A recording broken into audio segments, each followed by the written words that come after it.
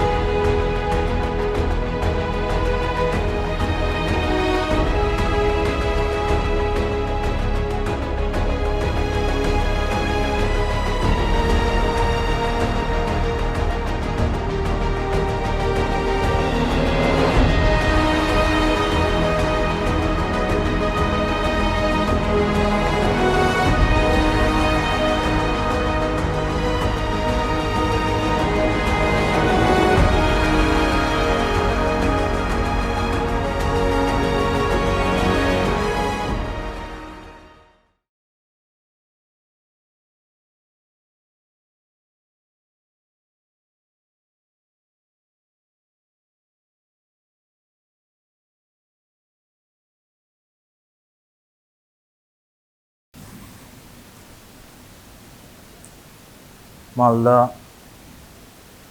জেলা প্রশাসন এবং বিদ্যালয় শিক্ষা দপ্তরের যৌথ উদ্যোগে যে অনলাইন ক্লাসের ব্যবস্থা করা হয়েছে সেখানে তোমাদেরকে স্বাগত জানাই। আমি রামকৃষ্ণ মিশন বিবেকানন্দ বিদ্যামন্দিরের শিক্ষক শুভঙ্কর রাহা। আজ তোমাদের দ্বাদশ শ্রেণীর দ্বিতীয় অধ্যায়ের ভূগোল বিষয়ের দ্বিতীয় অধ্যায় অর্থাৎ ক্ষয়চক্র সম্পর্কে তোমাদেরকে আলোচনা করব তোমাদের সঙ্গে। আর এক্ষেত্রে আমরা প্রথমে ক্ষয়চক্র কাকে বলে, ক্ষয়চক্রের বিভিন্ন শ্রেণীবিভাগ যে রয়েছে সেগুলো সম্পর্কে আলোচনা করব এবং ডেভিসের স্বাভাবিক ক্ষয়চক্র মতবাদ এবং ডেভিসের মরু ক্ষয়চক্র মতবাদ সম্পর্কে আজকে আলোচনা করব। তো প্রথমেই আমি বলবো যে ক্ষয়চক্র কাকে বলে। তো ক্ষয়চক্র কাকে বলে এটা বলতে গেলে পরে আমরা বলবো যে আমাদের জীবনে যেরকম কতগুলো পর্যায় রয়েছে জন্ম থেকে মৃত্যু পর্যন্ত। প্রথমে জন্ম, তারপর আসে শৈশব, তারপরে কিশোর, তারপর যুবক বা যুব বয়স, তারপরে আসে পরিণত বয়স, তারপর আস্তে আস্তে বার্ধক্যের দিকে আমরা উপনীত হই। ঠিক তেমনই একটা ভূমিরূপ যখন উত্থান হয়, উত্থানের পর থেকে বিভিন্ন ঘাত প্রতিঘাতের মধ্য দিয়ে সেই ভূমিরূপটা আস্তে আস্তে আবার সমতল ভূমিরূপে পরিণত হয়। এইভাবে ক্ষয়কার্যের মাধ্যমে বা বিভিন্ন প্রক্রিয়ার মাধ্যমে ভূমিরূপের যে বিবর্তন বা পরিবর্তন সাধিত হয় এটাকে আমরা সাধারণ অর্থে ক্ষয়চক্র বলতে পারি। ক্ষয়চক্র যে ধারণা বা নর্মাল সাইকেল অফ ইরোশন যাকে ইংরেজিতে বলা হয়, এই ধারণার প্রথম দিয়েছিলেন বিখ্যাত মার্কিন ভূবিজ্ঞানী ডব্লিউ.এম. ডেভিস। তিনি ডারউইনের যে বিবর্তনবাদ সেটা থেকে প্রভাবিত হয়ে ভূমিরূপ সম্পর্কে বা ভূমিরূপের যে বিবর্তন সেটা সম্পর্কে তত্ত্ব দিয়েছিলেন বা মতবাদ দিয়েছিলেন, যেটাকে বলা হয় ডেভিসের ক্ষয়চক্র মতবাদ বা এটাকে স্বাভাবিক ক্ষয়চক্র মতবাদও বলা হয়। তো 1855 সালে তিনি একটি বই লিখেছিলেন জিওগ্রাফিক্যাল এসেজ নামে। সেই বইতেই তিনি প্রথম এই ক্ষয়চক্র মতবাদটি প্রকাশ করেন। আমরা একটু দেখে নেব প্রথমেই যে ক্ষয়চক্রকে কী কী ভাগে ভাগ করা যায়। বিভিন্নভাবে ক্ষয়চক্রকে ভাগ করা যায়।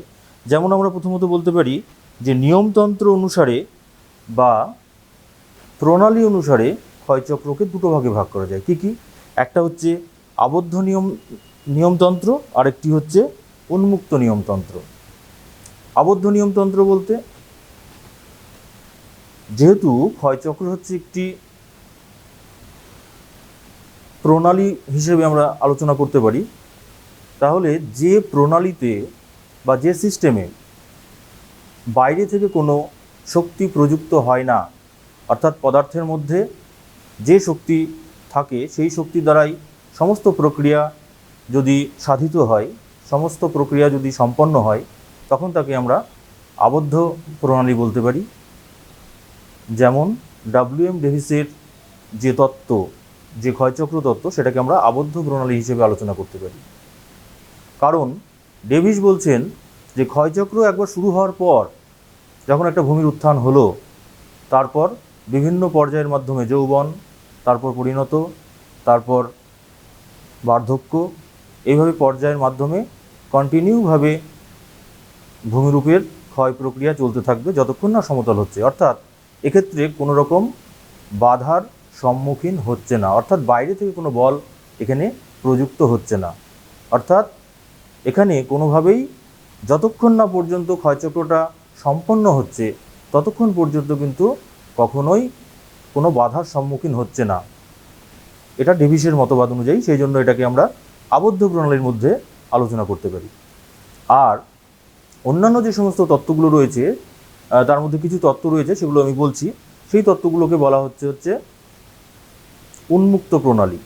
কারণ এক্ষেত্রে ক্ষয়চক্র সম্পন্ন হওয়ার আগেই বিভিন্ন শক্তি, যেমন ধরো সমুদ্র তলের উত্থান পতন বা ভূমির উত্থান, এরকম বিভিন্ন শক্তির দ্বারা যদি ক্ষয়চক্র বিঘ্নিত হয়, তাহলে সেটাকে আমরা বলবো হচ্ছে উন্মুক্ত প্রণালী। অর্থাৎ বাইরে থেকে শক্তি প্রযুক্ত হচ্ছে এক্ষেত্রে।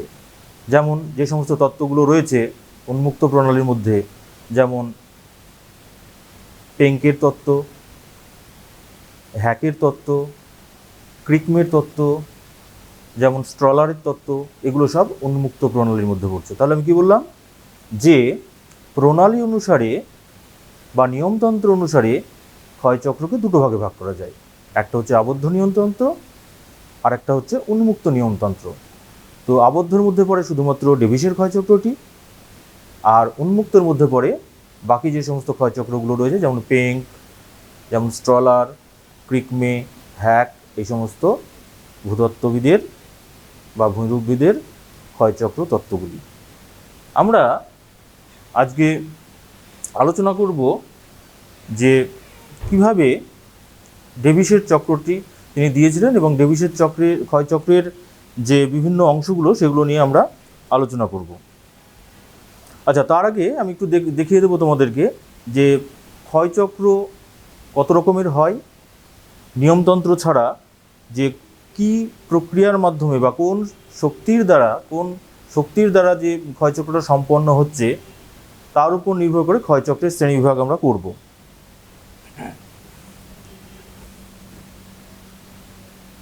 এখানে দেখো, আমি ক্ষয়চক্রকে বেশ কয়েকটা ভাগে ভাগ করছি। যেমন একটা হচ্ছে স্বাভাবিক ক্ষয়চক্র।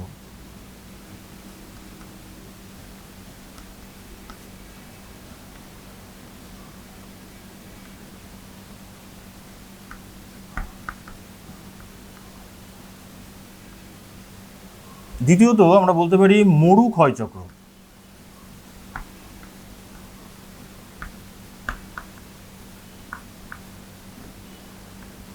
সাধারণত নদীর দ্বারা বা জলধারার দ্বারা যে ক্ষয়চক্র সম্পন্ন হয় সেটাকে আমরা স্বাভাবিক ক্ষয়চক্র বলি। মরু অঞ্চলে সাধারণত জলধারা এবং বায়ুর যৌথ কার্যের ফলে যে ক্ষয়চক্র সম্পন্ন হয় তাকে আমরা মরু ক্ষয়চক্র বলি। তৃতীয়ত রয়েছে সামুদ্রিক ক্ষয়চক্র।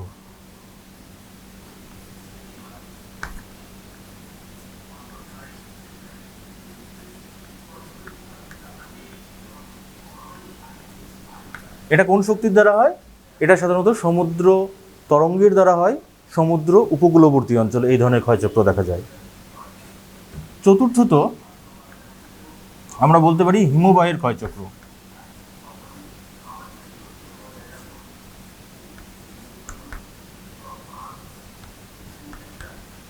এটা সাধারণত উচ্চ অক্ষাংশে অর্থাৎ তুন্দ্রা অঞ্চলে বা যেখানে উচ্চ পার্বত্য অঞ্চলে যেখানে তাপমাত্রা কম থাকে, হিমাঙ্কের নিচে থাকে, সেই সমস্ত অঞ্চলে হিমবাহ ক্ষয়কাজের প্রধান শক্তি এবং সেক্ষেত্রে হিমবাহ ক্ষয়চক্র সম্পন্ন করে। আর পঞ্চম যে ক্ষয়চক্র সেটা হচ্ছে কার্স্ট অঞ্চলের ক্ষয়চক্র।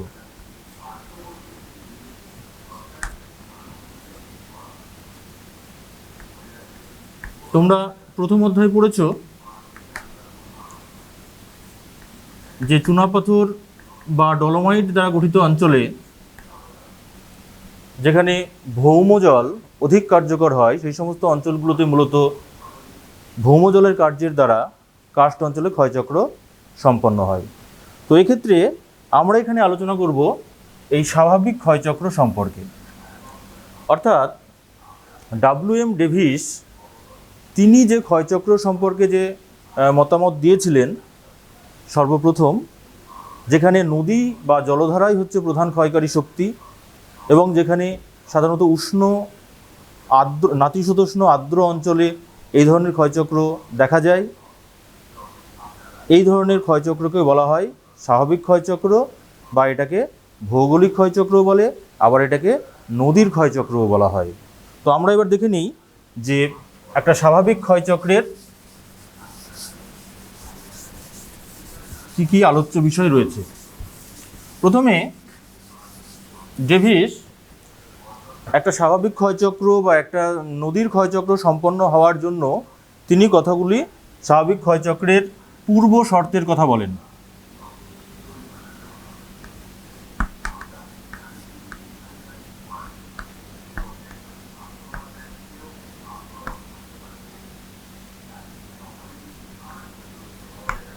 এটা অবশ্যই স্বাভাবিক ক্ষয়চক্রের পূর্ব শর্ত। কি বলেন পূর্ব শর্তে? প্রথমত বলেন যে প্রাথমিক অবস্থায় একটি ভূমি উত্থিত হবে, যেটা সমুদ্র তল থেকে বেশ খানিকটা উঁচুতে অবস্থান করবে এবং যতক্ষণ পর্যন্ত না ভূমির উত্থান পর্ব শেষ হবে ততক্ষণ কিন্তু ক্ষয় কাজ শুরু হবে না এবং এই যে উত্থান কার্য হবে সেটা খুব দ্রুততার সঙ্গে সম্পন্ন হবে।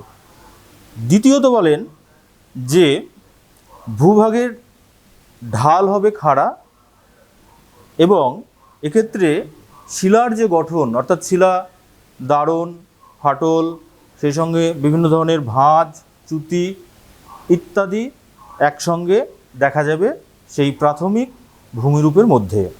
আর কি রয়েছে? তৃতীয় শর্ততে বলেন যে অঞ্চলটি অবশ্যই যেন আর্দ্র অঞ্চলে অবস্থিত হয়, অর্থাৎ যেখানে পর্যাপ্ত বৃষ্টিপাত হয় এবং প্রচুর নদী ক্ষয়কারী শক্তি হিসেবে কাজ করে। আর কি বলেন? আর বলেন যে যতক্ষণ অবধি ক্ষয়চক্র চলবে, সামগ্রিক প্রক্রিয়াটা যতক্ষণ অবধি চলবে ততক্ষণ অবধি সেই অঞ্চলের ভূমিরূপ ভূভাগ সুস্থিত অবস্থায় থাকবে, অর্থাৎ কোনো রকম আর বাধার সম্মুখীন হবে না। সেটা ভূতাত্ত্বিকগত দিক থেকেও হতে পারে, আবার জলবায়ুগত দিক থেকেও হতে পারে, কোনোভাবেই বাধার সম্মুখীন হবে না। এটা বলেছিলেন, স্থিতিশীলতার কথা বলেছিলেন। আর কি বলেছিলেন? আর বলেছিলেন যে ক্ষয়ের শেষ সীমা হিসেবে কাজ করবে সমুদ্রতল, কারণ আমরা জানি যে প্রত্যেকটা নদী গিয়ে শেষে সমুদ্রে পড়ে এবং নদীর যে ক্ষয় ক্ষমতা সেটা কতক্ষণ অবধি কাজ করে? একেবারে সমুদ্র তলে যতক্ষণ অবধি না আসছে, যেটাকে বলা হয় বেস লেভেল অফ ইরোশন বা যেটাকে বলা হচ্ছে ক্ষয়কাজের শেষ সীমা। অর্থাৎ ক্ষয়কাজের যে শেষ সীমা সেটা হচ্ছে সমুদ্র জলতল পৃষ্ঠ, সেই সমুদ্র জলতল পৃষ্ঠই হচ্ছে ক্ষয়কাজের শেষ সীমা হিসেবে কাজ করবে। আর কি বলেন? আর বলেন যে ক্ষয়চক্র চলাকালে ভূ-উত্থান ঘটলেও, যদি কোনো কারণে ভূ-উত্থান ঘটেও, তাহলে কিন্তু ক্ষয়চক্র কোনোভাবেই বিঘ্নিত হবে না। এই কতগুলো শর্তের কথা তিনি বলেছিলেন। এবার আমরা আরেকটা বিষয় দেখে নেব, সেটা হচ্ছে ক্ষয়চক্রের বিভিন্ন নিয়ন্ত্রক, ডেভিসের ক্ষয়চক্রের নিয়ন্ত্রক।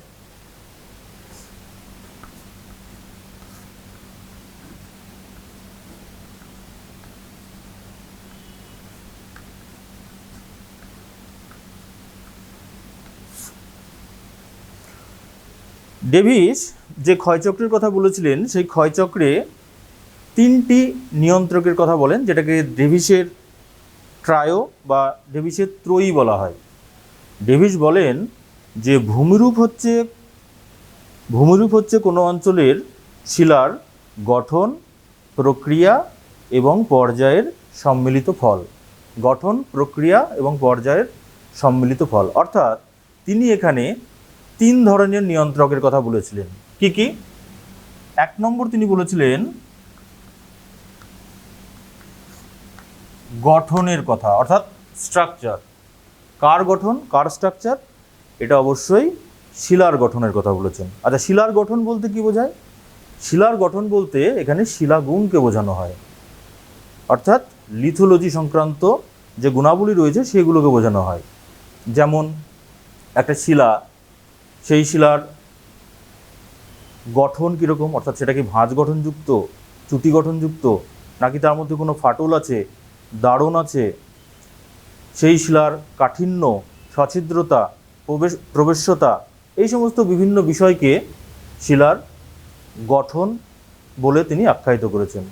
এবং এই যে শিলার যে গঠন, এইগুলো কিন্তু প্রক্রিয়াকে নিয়ন্ত্রণ করে, মানে শিলা গঠনকারী যে সমস্ত প্রক্রিয়াগুলো ক্রিয়াশীল হয় এর উপরে, অর্থাৎ ধরো নদী, আবহবিকার, পুঞ্জিত ক্ষয়, এই সমস্ত যে প্রক্রিয়াগুলো, এগুলো কিন্তু শিলার গঠনের উপরে অনেকটাই নির্ভর করে। ধরো যেমন যদি শিলার গঠন খুব শক্ত হয় তাহলে সেখানে ক্ষয় কম হবে, স্বাভাবিক এটা। যদি শিলার মধ্যে বিভিন্ন দারণ, ফাটল এগুলো থাকে তাহলে ক্ষয় অনেক বেশি হবে। আবার এরকম হতে পারে যে শিলার মধ্যে যে সমস্ত খনিজ রয়েছে সেই খনিজগুলোর উপাদানের উপর নির্ভর করে কী ধরনের আবহবিকার সংঘটিত হবে। আবার শিলার সছিদ্রতা, প্রবেশ্যতাও কিন্তু ভূমির ক্ষয় ক্ষমতাকে নিয়ন্ত্রণ করে। তাহলে এই গেল হচ্ছে ভূমির গঠন। এবার আমরা দেখব দ্বিতীয় যে শর্ত, সেটা হচ্ছে প্রক্রিয়া।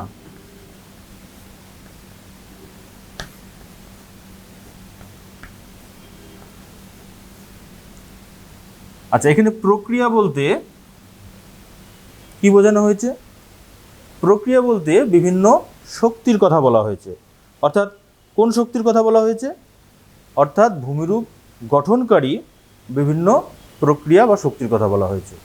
অর্থাৎ যেমন ডেভিসের স্বাভাবিক ক্ষয়চক্রে প্রক্রিয়া বলতে এখানে সাধারণত 2 ধরনের প্রক্রিয়ার কথা বলা হয়েছে। একটা হচ্ছে অন্তর্জাত প্রক্রিয়া, আর একটা হচ্ছে বহির্জাত প্রক্রিয়া।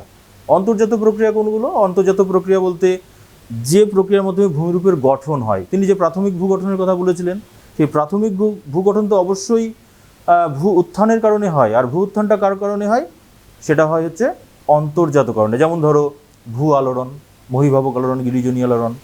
তারপরে তোমার রয়েছে অগ্নুদ্গম, ভূমিকম্প, এই সমস্ত বিষয়গুলো হচ্ছে সব করছে অন্তর্জাত প্রক্রিয়ার মধ্যে। আর বহির্জাত প্রক্রিয়া কোনগুলো? ডেভিস বলেছেন বহির্জাত প্রক্রিয়াগুলোর মধ্যে রয়েছে যেমন নদী, বায়ু, হিমবাহ, ভৌমজল, এই সমস্ত প্রক্রিয়ার কথা বলেছেন। কিন্তু তিনি তার স্বাভাবিক ক্ষয়চক্রে নদী প্রধান শক্তি সেটা উল্লেখ করেছেন। এবার আমরা চলে যাব তৃতীয় নিয়ন্ত্রকে, সেটা হচ্ছে পর্যায় বা স্টেজ। এখানে পর্যায় বলতে সময়কে বোঝানো হয়েছে। অর্থাৎ একটা ভূমির উত্থান হলো, তারপর থেকে আস্তে আস্তে উত্থান হওয়ার পর যত সময় যাবে তত আস্তে আস্তে পর্যায়গুলো চেঞ্জ হবে, পরিবর্তন হবে। প্রথমে উত্থান পর্ব, তারপরে যৌবন পর্যায়, তারপরে পরিণত পর্যায় এবং শেষে অন্তিম পর্যায় বা বার্ধক্য পর্যায়। তাহলে এই যে সময়ের সঙ্গে সঙ্গে যত সময় অতিবাহিত হবে, ভূমিরূপের পরিবর্তন তত দ্রুততার সঙ্গে হবে এবং এক একটা ক্ষেত্রে এক এক ধরনের ভূমিরূপ তৈরি হবে এবং শেষে গিয়ে সমগ্র ভূমিরূপটা একটা সমতল বা সমুদ্র তলে গিয়ে মিলিত হবে। এই যে বিভিন্ন পর্যায়গুলোকে, এটাকেই তিনি ক্ষয়চক্রের পর্যায় বলেছেন। আচ্ছা, এবার আমরা চলে আসব, তিনি একটা লেখচিত্রের মাধ্যমে, ডেভিস একটি লেখচিত্রের মাধ্যমে দেখিয়েছেন যে কিভাবে ক্ষয়চক্রের বিভিন্ন পর্যায়গুলো সম্পন্ন হয়। সেটা আমরা একটু দেখে নেব। ডেভিস একটি লেখচিত্রের সাহায্যে, এরকম লেখচিত্রের সাহায্যে তিনি সামগ্রিক ক্ষয়চক্র প্রক্রিয়াটি ব্যাখ্যা করেছেন। এখানে দেখো, এখানে উলম্ব অক্ষে ভূমির উচ্চতাকে বোঝাচ্ছে,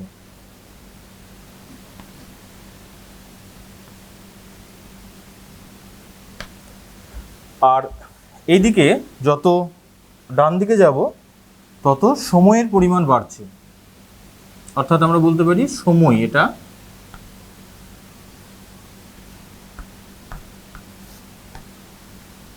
সময়ের পরিমাণ আস্তে আস্তে এদিক থেকে যাচ্ছে, অর্থাৎ এখানে হচ্ছে প্রারম্ভিক পর্যায় আর এই দিকটা হচ্ছে বার্ধক্য পর্যায়। আর কি দেখিয়েছেন, আর এখানে দেখিয়েছেন এইটা হচ্ছে, এই যে রেখাটা, এটা হচ্ছে নদীর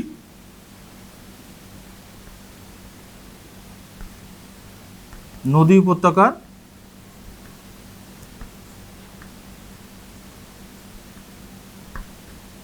তলদেশের উচ্চতা।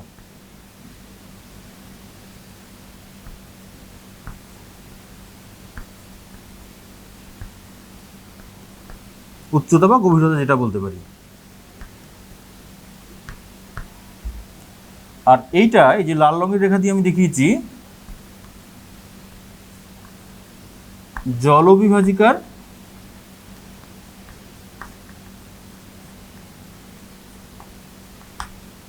সর্বোচ্চ উচ্চতা।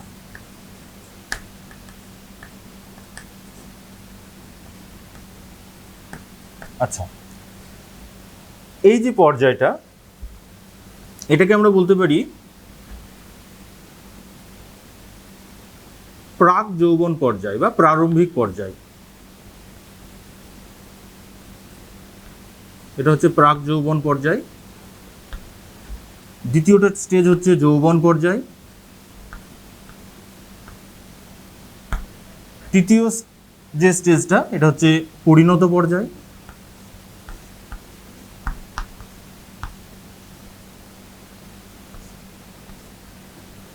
আর এটা হচ্ছে বার্ধক্য পর্যায়।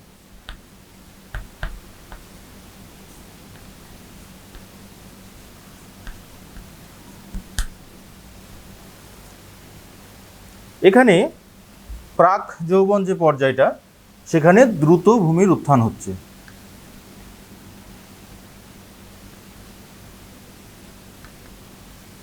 দ্রুত ভূ উত্থান।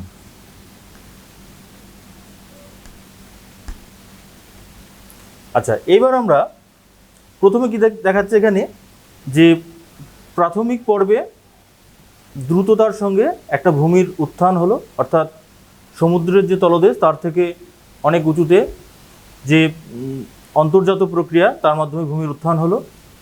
তারপর দ্বিতীয় পর্যায়ে আস্তে আস্তে ক্ষয় প্রক্রিয়া শুরু হবে এবং দ্রুত নিম্নক্ষয় শুরু হবে। তারপরে তৃতীয় যে পর্যায়, এই পর্যায়ে নিম্নক্ষয়ের সঙ্গে সঙ্গে পার্শ্বক্ষয় হবে এবং জলবিভাজিকার উচ্চতা আস্তে আস্তে কমতে থাকবে এবং অন্তিম পর্যায়ে গিয়ে জলবিভাজিকাগুলো আস্তে আস্তে বিলীন হয়ে যাবে এবং ছোট ছোট টিলারূপে অবস্থান করবে। এই যে বিভিন্ন পর্যায়গুলো রয়েছে, এই পর্যায়গুলোর আমি এক এক করে আলোচনা করব। প্রথমে হচ্ছে যৌবন পর্যায়ের কী কী বৈশিষ্ট্য দেখা যায়।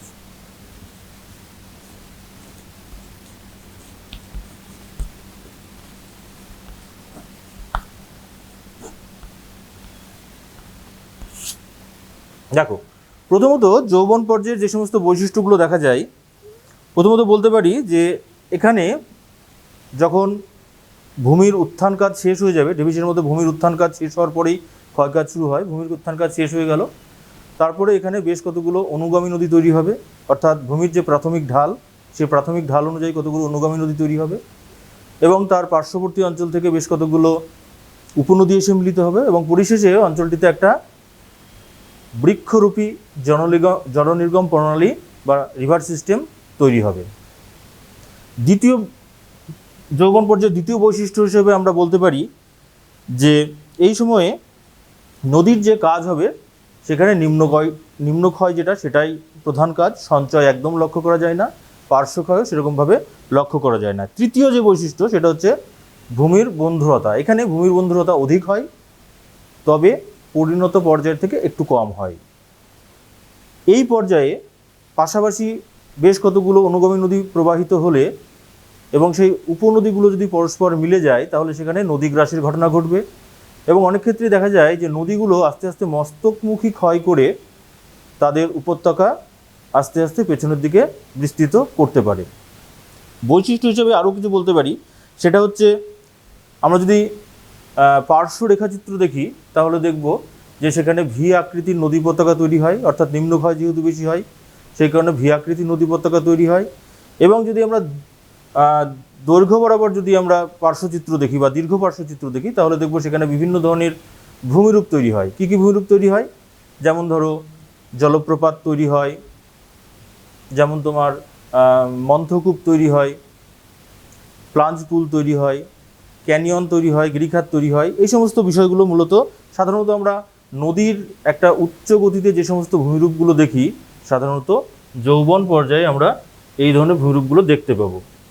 আর এক্ষেত্রে আপেক্ষিক উচ্চতা যথেষ্টই বেশি হয়, অর্থাৎ নদী উপত্যকার তলদেশের সঙ্গে জলবিভাজিকার যে সর্বোচ্চ উচ্চতা এটাকে আমরা আপেক্ষিক উচ্চতা বলি, এই আপেক্ষিক উচ্চতার পরিমাণ কিন্তু বেশি হয়। আচ্ছা, আমরা একটু দেখে নিই যে একটা যৌবন পর্যায়ের ভূমিরূপ কীরকম দেখতে হয়।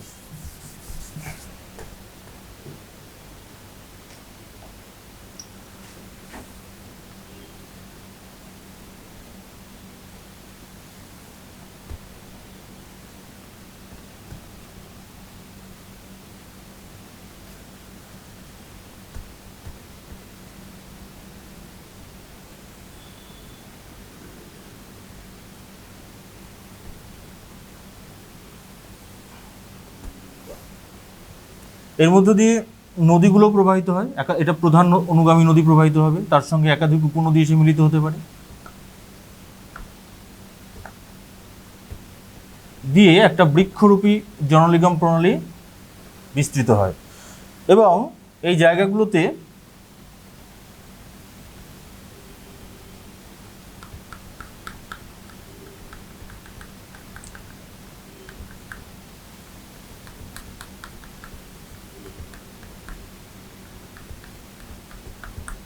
প্রাথমিকভাবে একটা বন্ধুরতা সৃষ্টি হয় নদীর নিম্নক্ষয়ের মাধ্যমে।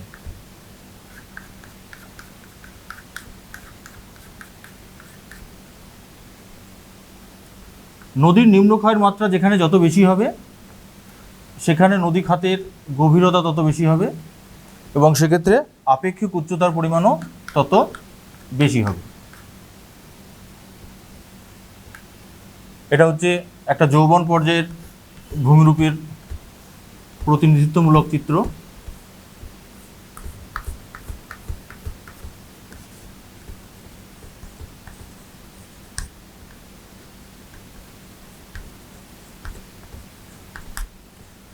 আচ্ছা, এবার আমরা চলে আসব পরের অংশে, সেটা হচ্ছে পরের পর্যায়, যেটাকে আমরা বলছি পরিণত পর্যায়,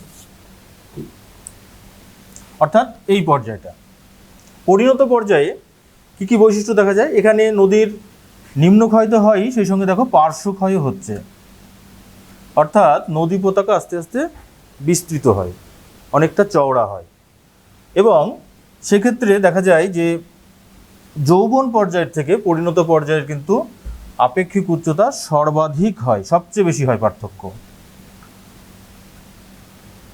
এছাড়া আরও কিছু পরিণত পর্যায়ে বৈশিষ্ট্যগুলো লক্ষ্য করা যায়। যেমন আমরা বলতে পারি এখানে প্রাথমিক পর্যায়ের তুলনায় বা যৌবন পর্যায়ের তুলনায় নদীর সংখ্যা অনেক বেশি হয়, অনেক উপনদী এসে মিলিত হয় এবং নদীগুলোর সঙ্গে উপনদীগুলোর সঙ্গে আরও একাধিক নদী এসে মিলিত হয়, নদীর সংখ্যা অনেক বাড়তে থাকে, প্রাথমিক বন্ধুরতা অনেক বেশি হয় এবং আস্তে আস্তে পরিণত পর্যায়ের প্রথমের দিকে প্রাথমিক বন্ধুরতার পরিমাণ বেশি হয় এবং যত আস্তে আস্তে বার্ধক্য পর্যায়ের দিকে যেতে থাকে প্রাথমিক বন্ধুরতার পরিমাণ আস্তে আস্তে কমতে থাকে এবং জলবিভাজিকাগুলো আস্তে আস্তে ক্ষয় হতে থাকে। জলবিভাজিকার উচ্চতা আমরা দেখছি যে যৌবন পর্যায়ে সবচেয়ে বেশি, কিন্তু পরিণত পর্যায়ে যত যাওয়া যাচ্ছে জলবিভাজিকার উচ্চতা আস্তে আস্তে কমতে থাকছে এবং বার্ধক্য পর্যায়ের কাছাকাছি অবস্থায় আসলে পরে আমরা দেখছি যে জলবিভাজিকা কিন্তু অনেকটাই নিচু হয়ে যাচ্ছে।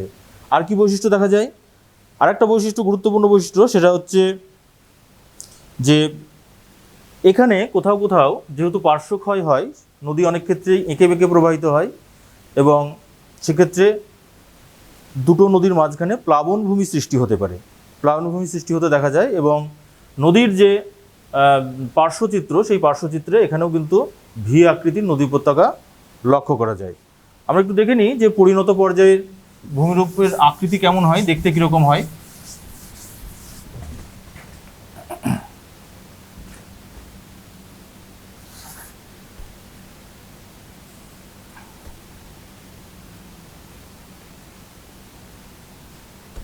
এক্ষেত্রে দেখো ভূমির বন্ধুরতার পরিমাণ যথেষ্ট বেশি।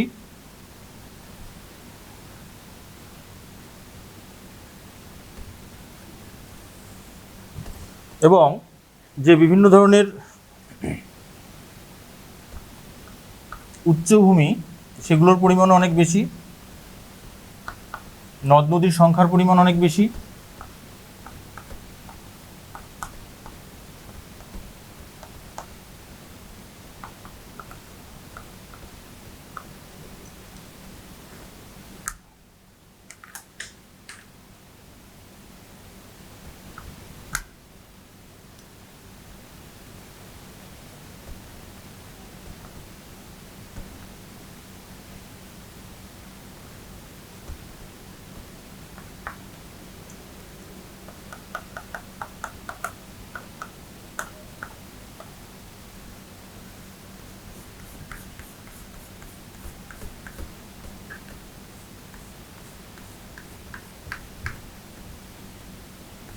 এটা পরিণত পর্যায়ের একটা প্রতিনিধিত্বমূলক চিত্র।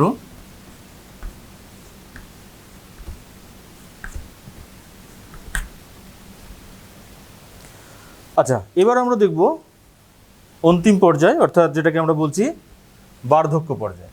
এই পর্যায়টা, এই পর্যায়ে বেশ কতগুলো বৈশিষ্ট্য দেখা যায়। কি কি বৈশিষ্ট্য? প্রথমত আমরা দেখব যে এখানে বার্ধক্য পর্যায়ে নদীর সংখ্যা একদম কমে যায়, তবে প্রাথমিক অবস্থার থেকে নদীর সংখ্যা বেশি হয়, কিন্তু পরিণত পর্যায়ের থেকে নদীর সংখ্যা এখানে তুলনামূলকভাবে কম হয়। এছাড়া নদীর যে কাজ, এখানে মূলত নদীর ক্ষয় কাজের পরিমাণ অনেকটাই কমে যায়, সঞ্চয় কাজ প্রাধান্য লাভ করে। নদী যে ক্ষয় কাজ যেহেতু এখানে সেইভাবে করে না, সঞ্চয়ই বেশি করে, সেহেতু এই পর্যায়ে মূলত সমতল ভূমিরূপ দেখা যায় এবং বন্ধুরতার পরিমাণ একদম কমে যায়। আর যে সমস্ত বৈশিষ্ট্যগুলো রয়েছে, যেমন এখানে অন্তিম পর্যায়ে আমরা জানি যে লাস্ট পর্যায়ে একটা সমতল ভূমি, অর্থাৎ সমুদ্র তলের প্রায় সমতলে সমপ্রায় ভূমি অঞ্চল গঠন করে, যেটাকে সমপ্রায় ভূমি বা পেনিপ্লেন বলা হয়।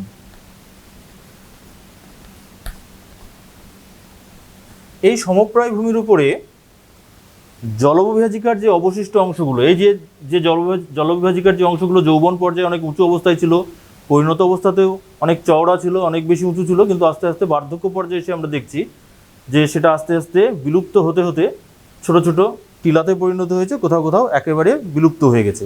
এই যে অবশিষ্ট যে টিলারূপে অবস্থান করছে জলবিভাজিকার অংশগুলো, সেগুলোকে আমরা বলছি মোনাড নক।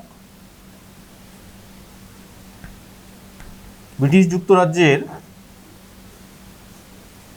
যুক্তরাজ্যের নিউ হ্যাম্পশায়ারের মাউন্ট মোনাডনকের নাম অনুসারে এই ধরনের অনুচ্চ টিলাগুলোকে মোনাডনক বলা হয়। আচ্ছা, আর কি বৈশিষ্ট্য দেখা যায় এখানে?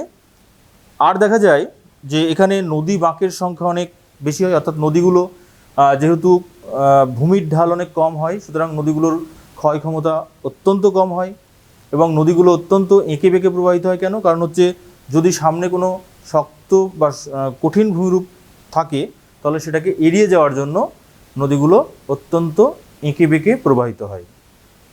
আর দেখা যায় এঁকে বেঁকে প্রবাহিত হওয়ার সময়ে মূলত অশ্বক্ষুর আকৃতির হ্রদ গঠিত হতে দেখা যায়। আমরা একটু দেখে নিই যে বার্ধক্য পর্যায়ে কী ধরনের ভূমিরূপ তৈরি হয়।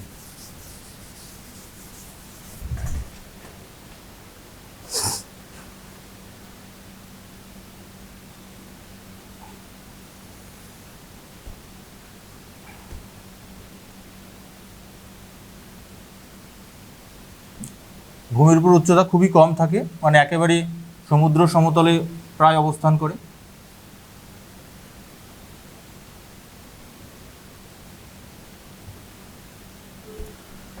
এক্ষেত্রে নদীগুলো অত্যন্ত এঁকে বেঁকে প্রবাহিত হয়, এরকম নদীর সংখ্যা অনেক কমে যায়, নদীগুলো বিলুপ্ত হয়ে যায় অধিকাংশ ক্ষেত্রেই। এবং এগুলোর মাঝে দেখা যায় বেশ কিছু এরকম টিলা, যেটা আমি এখানে দেখালাম নিচের অংশে।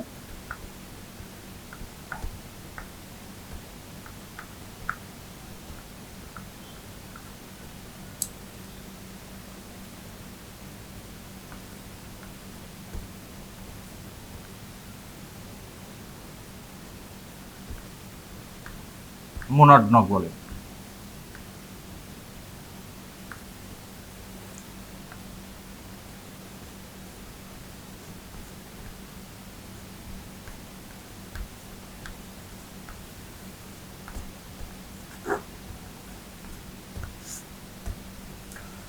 আচ্ছা, এটা গেল ডেভিসের ক্ষয়চক্র বা স্বাভাবিক ক্ষয়চক্র, এবং ক্ষয়চক্রের যে বিভিন্ন পর্যায়গুলো রয়েছে সেই পর্যায়গুলো সম্পর্কে আমরা আলোচনা করলাম, কী কী ভূমিরূপ দেখা যায় সেগুলো সম্পর্কে আলোচনা করলাম। এবার আমরা ডেভিসের ক্ষয়চক্রের বেশ কিছু সমালোচনার দিক রয়েছে, অর্থাৎ এই ক্ষয়চক্রটি যথেষ্ট গুরুত্বপূর্ণ, কারণ ক্ষয়চক্র মতবাদগুলোর মধ্যে এটাই প্রথম মতবাদ। তবে বিভিন্ন দিক থেকে এই ক্ষয়চক্রের সমালোচনা করা হয়। যেমন ভূবিজ্ঞানী ওয়ালথার পেঙ্ক তিনি বলেছিলেন যে ডেভিস যেটা বলেছিল যে প্রাথমিক পর্বে ভূমির উত্থান দ্রুত হবে, এবং প্রাথমিক পর্বে যতদিন অবধি ভূমির উত্থান পর্ব শেষ না হবে ততদিন কিন্তু ক্ষয়কাজ শুরু হবে না। কিন্তু পেঙ্ক বলেছিলেন যে না, সেটা সম্ভব নয়, কারণ ক্ষয়কাজ কখনো থেমে থাকতে পারে না, যে ভূমির উত্থান শেষ হবে তারপর ক্ষয়কাজ শুরু হবে, এটা হতে পারে না। উত্থান এবং ক্ষয় দুটোই একসঙ্গে চলতে পারে। এছাড়া ডেভিস ক্ষয়চক্রের আলোচনাতে সময়কে অতিরিক্ত গুরুত্ব দিয়েছেন, যেটা আমরা পরবর্তীকালে দেখব অন্যান্য তত্ত্বগুলোতে, যেমন হ্যাকের গতিশীল ভারসাম্য তত্ত্বে দেখব যে তিনি কিন্তু বলেছেন যে ক্ষয়চক্র কিন্তু কখনোই সময় দ্বারা নিয়ন্ত্রিত হয় না, সেটা আপনা আপনি চলতে পারে। এবং পরবর্তীকালে আমরা অন্যান্য তত্ত্বগুলোতেও দেখব, ক্রিকমের তত্ত্বতে বা স্টলারের তত্ত্বতেও কিন্তু সময়কে অতটা গুরুত্ব দেওয়া হয়নি। তো যাই হোক, ডেভিসের তত্ত্বটি ভূমিরূপবিদ্যার জনক বলা হয় ডব্লিউ.এম. ডেভিসকে। তো সেই তত্ত্বটি কিন্তু ভূমিরূপবিদ্যার আলোচনার ক্ষেত্রে আজও কিন্তু অনেকটাই প্রাসঙ্গিক। আচ্ছা, এবার আমরা আলোচনা করব ডব্লিউ.এম. ডেভিস প্রদত্ত মরু অঞ্চলের ক্ষয়চক্র বা শুষ্কতার ক্ষয়চক্র। এই ক্ষয়চক্রটি তিনি তার স্বাভাবিক যে ক্ষয়চক্র, সেই ক্ষয়চক্র মতবাদ প্রকাশের অনেক পরে 1905 সালে তিনি এই মতবাদটি প্রকাশ করেছিলেন। মূলত তিনি আমেরিকা যুক্তরাষ্ট্রের সোনেরান মরুভূমির অন্তর্গত যে সমস্ত বোলসনগুলো রয়েছে মরুভূমি অঞ্চলের, সেই বোলসন অঞ্চলের ভূমিভাগ বিশ্লেষণ করে বা তার ভিত্তিতেই তিনি এই ক্ষয়চক্রটা প্রদান করেছিলেন, ক্ষয়চক্র মতবাদটি প্রদান করেছিলেন। সেই ক্ষয়চক্র মতবাদের ক্ষেত্রে আমরা বেশ কতগুলো জিনিস দেখব। একই রকমভাবে ওই আগের যে তত্ত্ব দিয়েছিলেন তিনি স্বাভাবিক ক্ষয়চক্র বা ভৌগোলিক ক্ষয়চক্র, সেটার মতোই এক্ষেত্রেও তিনি কিছু পূর্বসূত্রের কথা উল্লেখ করেছিলেন। তিনি প্রথমে বলেছিলেন যে কোথাও তার মরু ক্ষয়চক্র বা শুষ্কতার ক্ষয়চক্র যদি সেটা সংগঠিত হতে হয়, তাহলে সেই অঞ্চলটাকে মরু অঞ্চল বা মরুপ্রায় অঞ্চল হতে হবে, অর্থাৎ বার্ষিক বৃষ্টিপাতের পরিমাণ অবশ্যই যেন 25 সেন্টিমিটারের কম হয়, গড় বার্ষিক বৃষ্টিপাতের পরিমাণ। দ্বিতীয়ত বলা যায় যে পর্বত এবং উপত্যকা সমন্বিত অঞ্চল হতে হবে, মানে প্রাথমিকভাবে যে ভূভাগটা তৈরি হবে, এই যে আমি এখানে দেখিয়েছি দেখো প্রাথমিক ভূভাগ, সেই প্রাথমিক পর্যায়ে ভূভাগটা কীরকম হবে? প্রাথমিক পর্যায়ে ভূভাগ হবে হচ্ছে পর্বত এবং উপত্যকা সমন্বিত অঞ্চল হতে হবে। সেই অঞ্চলটাতে প্রচুর ভাঁজ থাকবে, চ্যুতি থাকবে এবং বিভিন্ন শিলালক্ষণ যেমন দারণ, ফাটল ইত্যাদি সেই ভূভাগটার মধ্যে লক্ষ্য করা যাবে। আর কি যেটি শর্তের কথা বলেছেন, যেমন তিনি বলেছেন যে এই অঞ্চলে, পাদদেশীয় অঞ্চলে যে হ্রদ অবস্থান করছে, এই যে প্লায়া হ্রদ, এই হ্রদগুলোই হচ্ছে স্থানীয় নিম্নসীমা হিসেবে, ক্ষয়সীমা হিসেবে কাজ করবে, এবং সামগ্রিক বা স্থায়ী ক্ষয়সীমা হচ্ছে এই অঞ্চলের যে ভৌমজল তল রয়েছে সেই ভৌম জলতলটাই হচ্ছে স্থায়ী ক্ষয়সীমা হিসেবে কাজ করবে। এছাড়া আরও কতগুলো শর্তের কথা বলেছিলেন, যেমন তিনি বলেছেন যে এখানে যে সমস্ত নদীগুলো তৈরি হয়, বিভিন্ন দৈর্ঘ্যের যে নদীগুলো তৈরি হয়, সেই নদীগুলো অর্থাৎ জলধারা বলাই ভালো, এখানে নদী না বলে, বা ওয়াদি বলা যেতে পারে, সেইগুলো কিন্তু বেশিরভাগটাই পূর্ণতা লাভের আগেই নদীগুলো কি হয়, শুকিয়ে যায় মাঝপথে। তো এই রকম কিছু ভৌগোলিক পরিবেশে দেখা যায় যে একটা ক্ষয়চক্র শুরু হয়, যেটাকে আমরা বলি হচ্ছে শুষ্কতার ক্ষয়চক্র।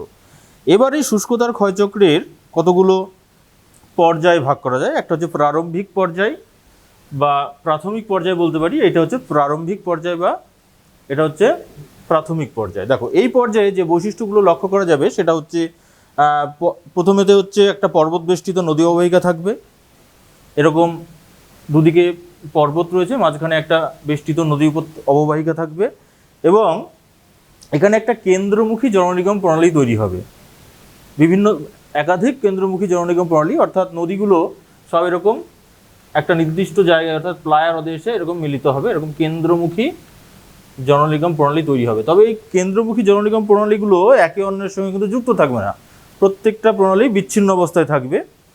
আর কি বলছেন যে পরবর্তীকালে এই যে প্লায়া হ্রদ অবস্থান করবে, প্লায়া হ্রদের সৃষ্টি হবে, এবং অনেক ক্ষেত্রে দেখা যাবে যে প্লায়া হ্রদগুলো এবং নদীগুলো অতিরিক্ত বাষ্পীভবনের কারণে নদীগুলো অনেক ক্ষেত্রেই বিলুপ্ত হয়ে যায়, এবং এই যে প্লায়া হ্রদগুলো সেগুলো শুকিয়ে গিয়ে একটা লবণের আস্তরণ তৈরি করে তার উপরে। এবং এই প্রারম্ভিক পর্যায়ে এটা কিন্তু ভূমিরূপের যে বন্ধুরতা সেটার পরিমাণ কিন্তু সবচেয়ে বেশি। এটা কিন্তু দেখো, এটা কিন্তু অনেকটাই আমরা দেখেছিলাম যে স্বাভাবিক ক্ষয়চক্রে কিন্তু এই কথা বলছে না, স্বাভাবিক ক্ষয়চক্র বলছে যে পরিণত পর্যায়ে বন্ধুরতার পরিমাণ সবচেয়ে বেশি। যাই হোক, এবার আমরা দেখব দ্বিতীয় পর্যায়, যেটাকে আমরা বলছি হচ্ছে যৌবন পর্যায়। এইটা হচ্ছে যৌবন পর্যায়।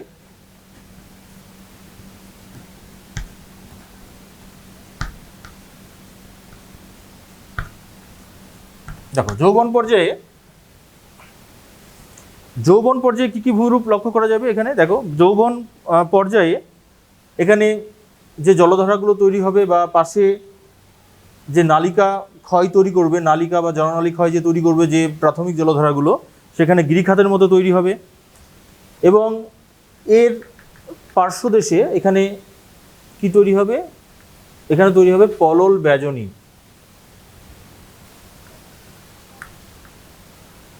পলল ব্যাজনী তৈরি হবে।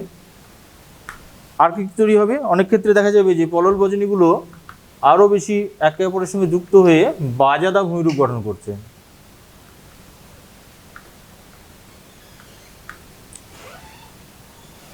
অনেক ক্ষেত্রে দেখা যাবে যে এখানে একাধিক ওয়াদি সৃষ্টি হবে, মানে শুষ্ক নদীখাত তৈরি হবে, যেগুলোতে বছরের বেশিরভাগ সময় জল থাকবে না, এবং যে এখানে যেহেতু বায়ু একটা অন্যতম প্রধান ক্ষয়কারী শক্তি, সেহেতু বায়ুর তাড়িত বিভিন্ন গর্ত তৈরি হবে, যেগুলোকে আমরা ব্লো আউট বলি, সেই ব্লো আউটের সংখ্যাও এখানে দেখা যাবে। এছাড়া পরবর্তীকালে বায়ুর সঞ্চয় কার্যের ফলে বেশ কিছু জায়গাতে বালিয়াড়ি তৈরি হবে।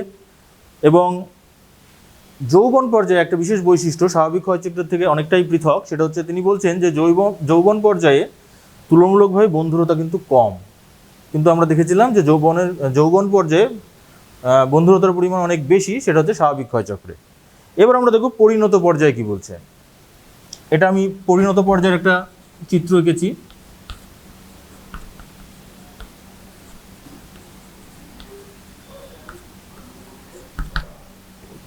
দেখো এখানে পরিণত পর্যায়ে যে বৈশিষ্ট্যগুলো বলছে, এখানে আস্তে আস্তে জলধারা বা ওয়াদি বা নদী যাই বলি না কেন, এই সমস্ত জলধারাগুলোর কাজের পরিমাণ আস্তে আস্তে কমতে থাকবে, এবং বায়ুর কাজ প্রাধান্য লাভ করবে আস্তে আস্তে পরিণত পর্যায়ে।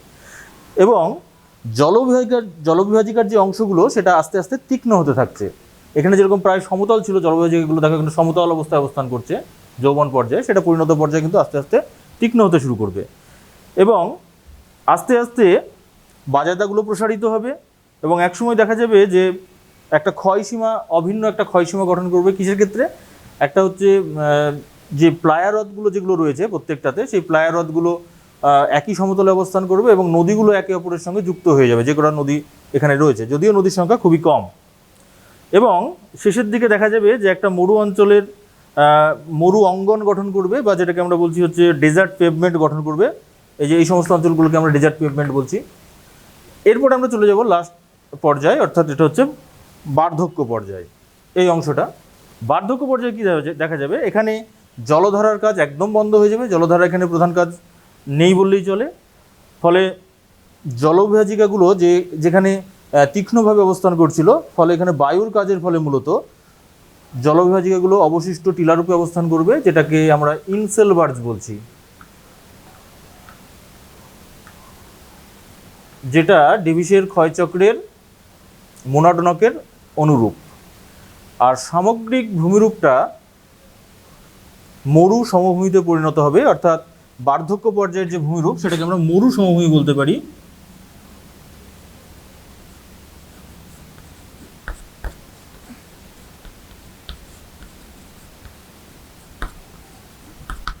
এই মরু সমভূমিকেই কিন্তু পরবর্তীকালে কিংয়ের যে তত্ত্ব, সেই তত্ত্বতে তিনি কিন্তু বলেছেন পেডিপ্লেন, অর্থাৎ পেডিপ্লেন আর এই মরুপ্রায় সমভূমি বা মরু অঞ্চলের সমপ্রায় ভূমি, এটা কিন্তু একই। আচ্ছা, আর কি কি দেখা যাবে? বার্ধক্য পর্যায়ে দেখা যাবে যে বায়ুর সঞ্চয় কার্যের ফলে একাধিক জায়গাতে অনেক ক্ষেত্রে লোয়ের সমভূমি গঠিত হবে, অনেক ক্ষেত্রে ব্লোআউট গঠিত হবে, এবং আস্তে আস্তে টোটাল অঞ্চলটা যখন ক্ষয়সীমার সমতলে এসে উপস্থিত হবে, পরিশেষে গিয়ে ক্ষয়চক্রের সমাপ্তি ঘটবে। তো আজকে আমি তোমাদের দুটো ক্ষয়চক্র সম্পর্কে আলোচনা করলাম, দুটোই ডেভিসের ক্ষয়চক্র। একটা হচ্ছে ডেভিসের স্বাভাবিক ক্ষয়চক্র এবং একটা ডেভিসের মরু ক্ষয়চক্র বা শুষ্কতার ক্ষয়চক্র। তো এখান থেকে তোমাদের উচ্চ মাধ্যমিকে যে প্রশ্নগুলো সাধারণত আসে, এখান থেকে সরাসরি একটা বড় প্রশ্ন আসতে পারে 5 নম্বরের জন্য, যে ডেভিসের স্বাভাবিক ক্ষয়চক্র বা ভৌগোলিক ক্ষয়চক্র আলোচনা করো, এভাবে আসতে পারে 5 নম্বরের জন্য। বা শুষ্কতার ক্ষয়চক্র আলোচনা করো, পূর্ববর্তী সালগুলোতেও এসছে এরকম প্রশ্ন। এছাড়া আর আসতে পারে কোনো একটা পর্যায় হয়তো বলে দিল যে মরু অঞ্চলের ক্ষয়চক্রের প্রথম ও দ্বিতীয় পর্যায়ে যে বৈশিষ্ট্যগুলো দেখা যায় বা যে ভূমিরূপগুলো দেখা যায় সেগুলো সম্পর্কে আলোচনা করো।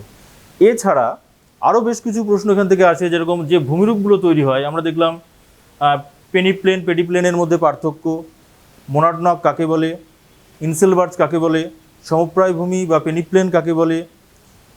এছাড়া পার্থক্য আসে, কি পার্থক্য?